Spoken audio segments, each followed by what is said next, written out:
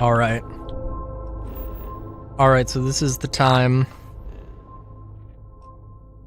This is the time that we talk about the best of the Final Fantasy PlayStation 1 era trio, Final Fantasy 9. Nah, I don't know. Again, I would say that 9 has the best world, and I want to say the best characters. I also didn't scan the thing. Whoops. Whoa, such a pretty view from up here.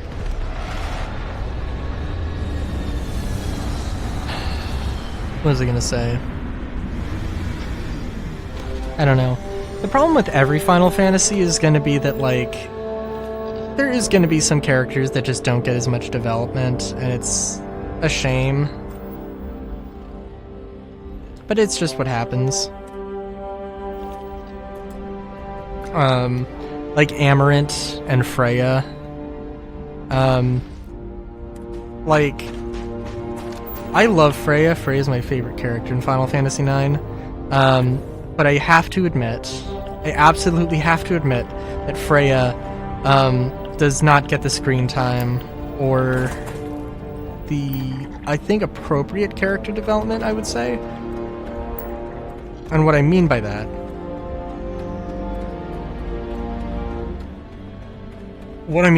is that, like, I mean, like, I don't know.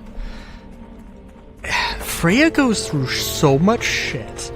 Like, genuinely so much shit. I don't want to spoil it, because the grandiose of just literally how life-changing the events of the story would be for somebody.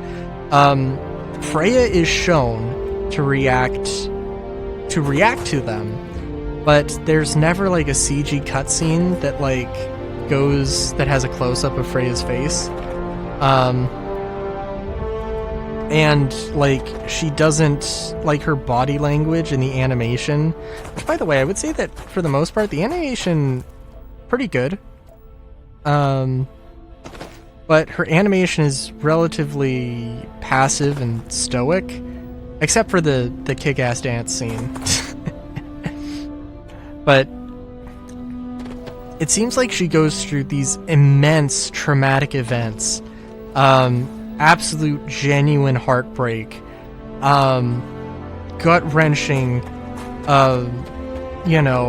battles, and just, like, has, like, a few seconds of grief, and then just gets back up immediately, which is both awesome, but, like, a little bit too awesome. Like, there should be more,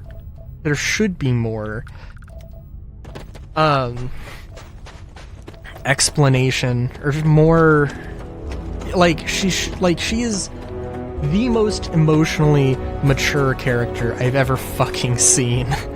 Where, like, and again, I don't want to spoil anything, but the scale of what exactly happens in the story, like, should absolutely devastate you. Like, she should have left the party for, like, to grieve. Like, that wouldn't have worked in the plot, I don't think.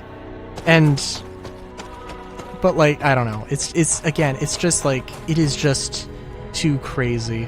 And, like, maybe, that sort of, like, her reaction, or in my mind, lack thereof, maybe it makes sense.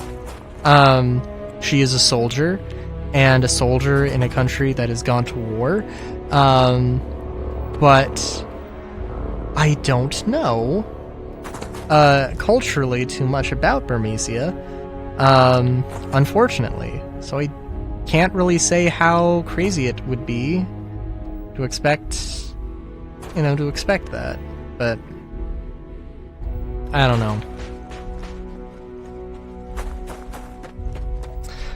I will say that Chocobo Hot and Cold, well, the mini games in general in 9 are do leave something to be desired.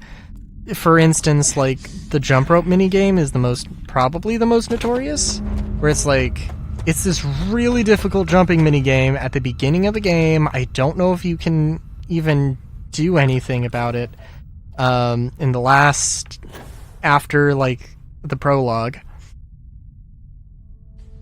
But yeah.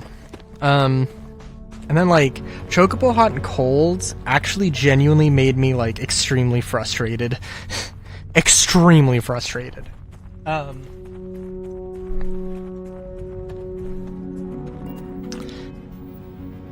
Like, the amount of shit you have to do in order to, the amount of time, the amount of precision in Chocobo Hot and Cold, and the amount of time you have to invest into doing that, is insane. Then, like, finding Zidane, the main protagonist's ultimate weapon, which I don't know if it's that much of a spoiler because there's, like, literally no other way to find out about it. There is just one random spot not super random spot, but there is one spot, unspecified spot, in basically the middle of the ocean, where you just have to search with the chocobo in order to get to. And yeah, it's kind of crazy. I didn't even know about Steiner's ultimate weapon, which is literally you have to get to the container that contains the ultimate weapon, and it's like on disc 4, I think. You have to get to that in under 10 hours, and, like, the game, when I was playing through it semi-casually for the first time,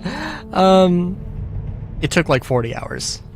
And, like, I know in 8, my playtime was artificially inflated because I accidentally left the game on for, like, a day, or for, like, half a day or something.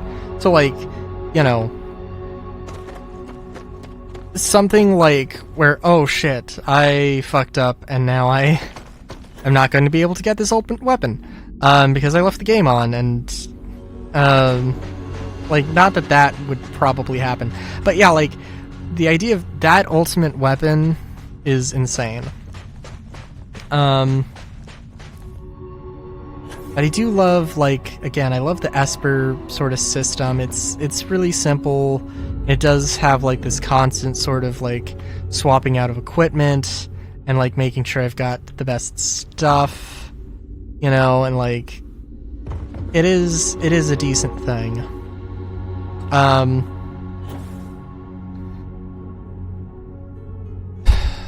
What else was I gonna say, though? What else was I going to say?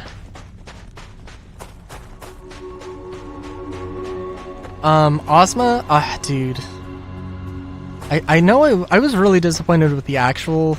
I was like, what the fuck is happening with this, like, final boss of the main story? Ozma, I think, like... I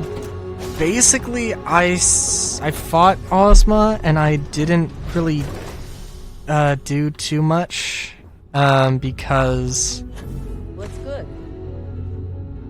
I didn't really do too much with Ozma because, I tried, like, I must have tried, I don't know, somewhere between 5 and 10 times, right? To, That's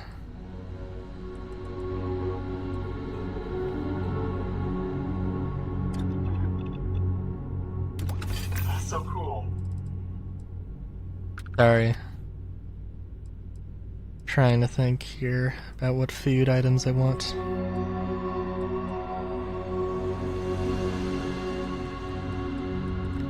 Wasn't it very heavy water? Very heavy water that had some benefits. Spice membrane. Yeah, we could do that.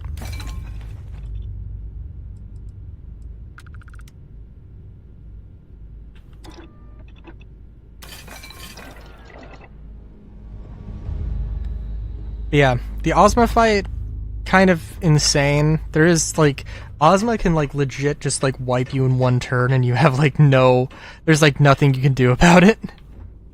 There are things you can do to mitigate, like, stuff, and I think I did genuinely get close on a few runs. But I could have done better. I could have done better. I could have done that fight if I, like, wanted to dedicate, like, an entire stream to it, but I didn't.